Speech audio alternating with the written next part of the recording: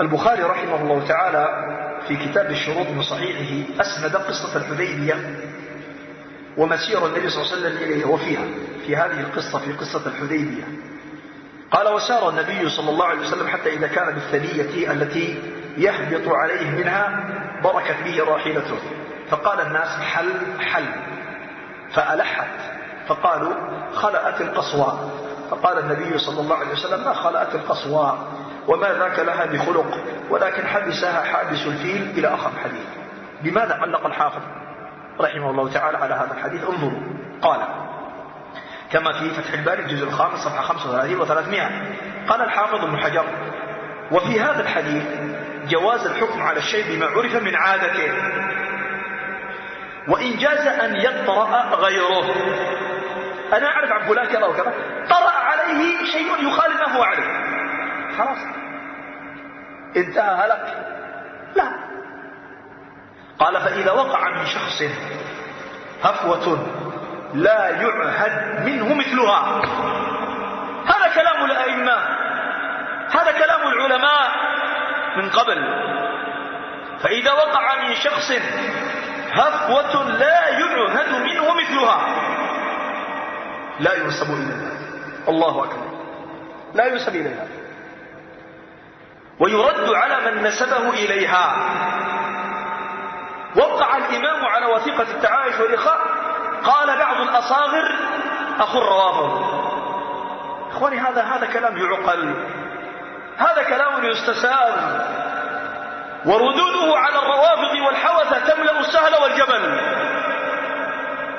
ولكن لا ندعو على إخواننا، لكن ندعو لهم بالصلاح، نقول: أسأل الله أن لا يبتليكم بما ابتلي به الشيخ الإمام. وبيننا وبين الإمام خروج الحوثة الروافض من البلاد بعد ذلك.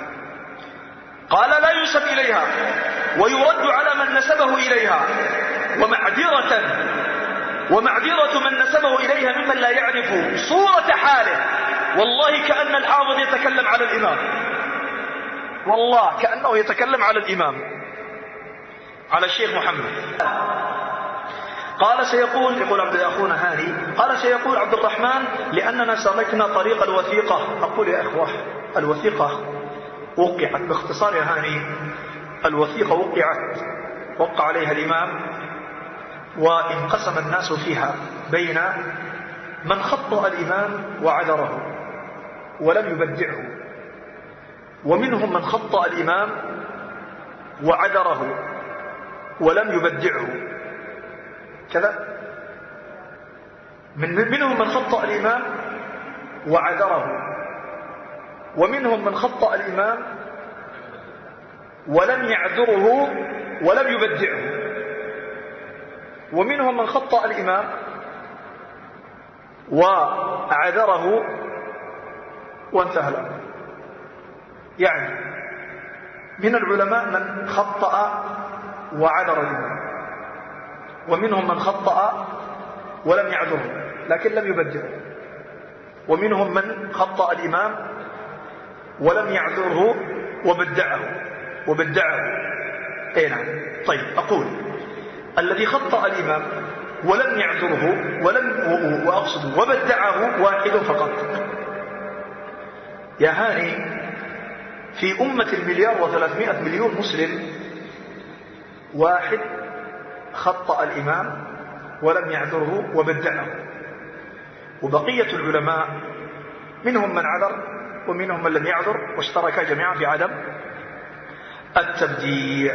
طيب، الشيخ عبيد حفظه الله تعالى هو الذي بدع، وخالفه علماء السنة المعتبرين في اليمن والمدينة وغيرها.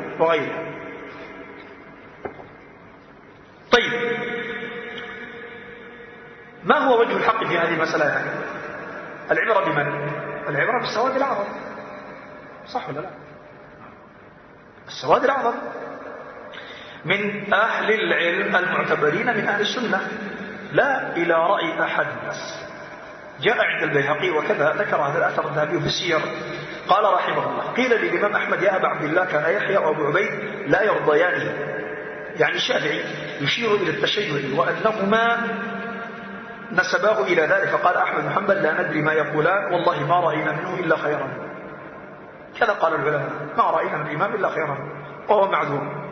طيب إلى آخر كلامي أقول يا أبا علي، هل من المنطق، من العقل السوي، من الدين أن يفعل بالدعوة السلفية ما فعلتم من تمزيق وتشتيت وفرقة وفوضى وخلاف وهجر وحرب بعد حرب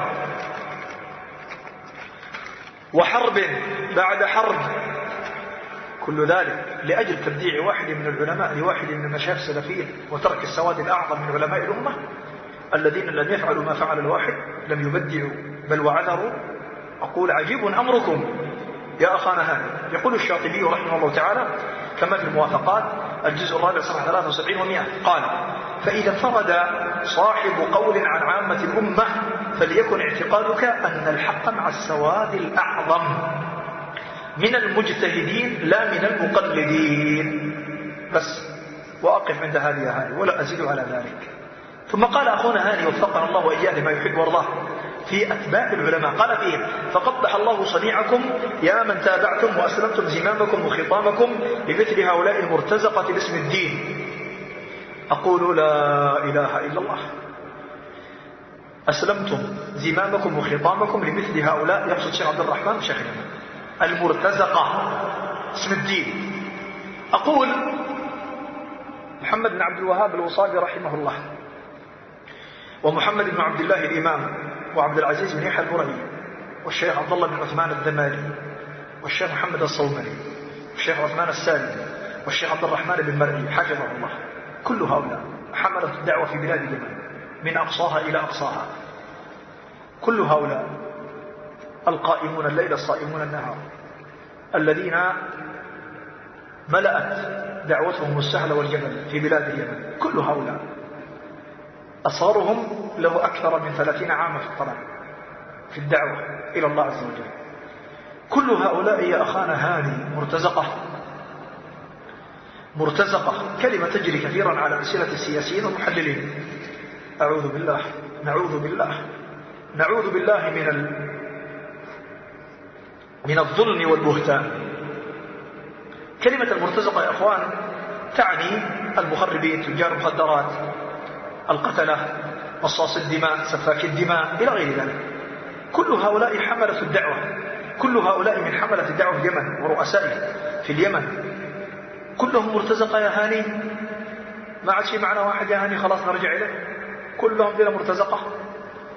حسبنا الله ونعم الوكيل. كبرت كلمة تخرج من فيك يا هاني، والله حسيبك وستلقاها بين يدي الله عز وجل.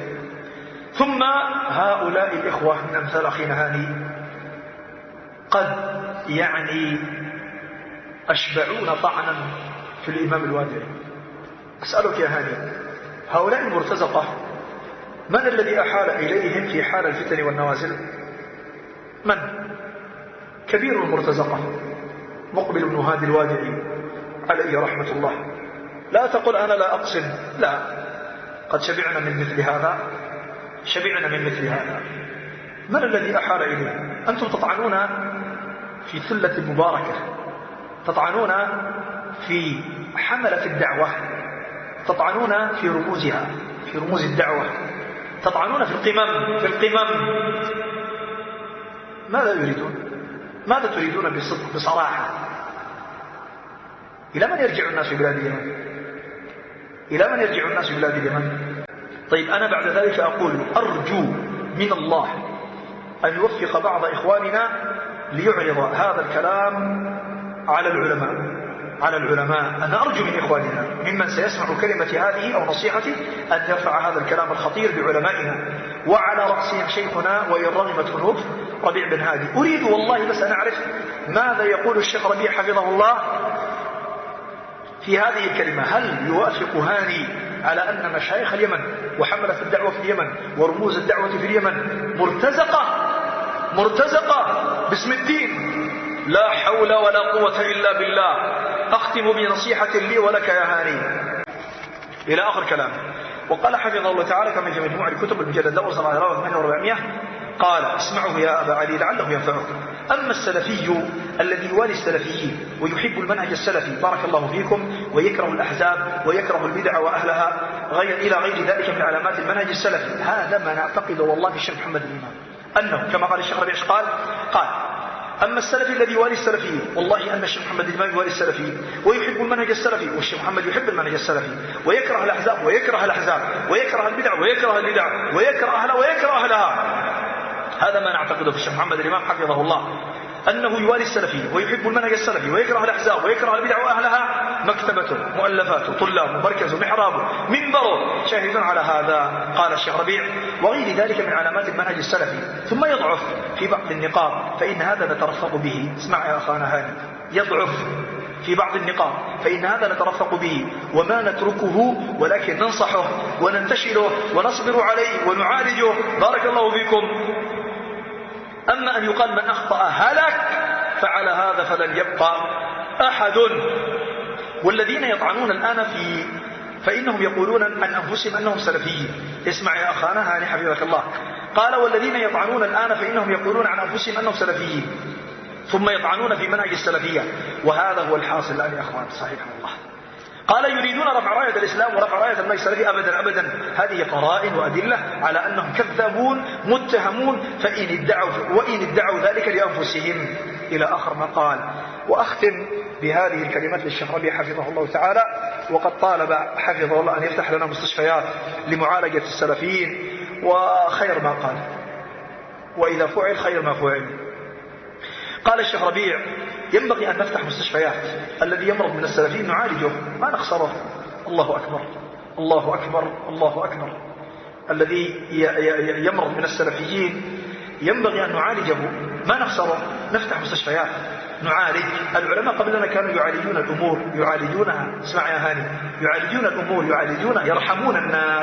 يرحمون الناس ويتلطفون بهم، ونحن نتلطف ونرحم السلفيين. الحمد لله الذي هدانا أو هدى الناس للسلفية، وإذا مرض لنا واحد نعالجه. ثم قال: أنا أعرف كثيرا من الشباب السلفي الآن لا يترك شاذة ولا فاذة، يبغي يحكم على الناس، على كل الناس. الله أكبر. يتحرى كلمة ويحكم عليه، يتحرى كلمة ويحكم عليه. قلت له: ما كان كذا، العلماء كانوا كذا، ولا بد اتق الله في هذا الأسلوب. العلماء من قبلنا محمد بن عبد الوهاب النجدي وإلى يومنا هذا بارك الله فيكم ما قامت السلفية. كلما تحرك الإنسان حكمت عليه. لا، اصبر، انصحه، غض الطرف عنه ما دام يؤمن بمنهجك وعقيدتك. بارك الله فيك. ترى فيه بعض الضعف، ناصحه.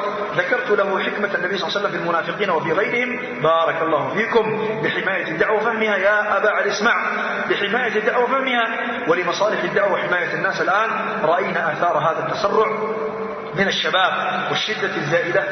انتهى كلامه رحمه الله.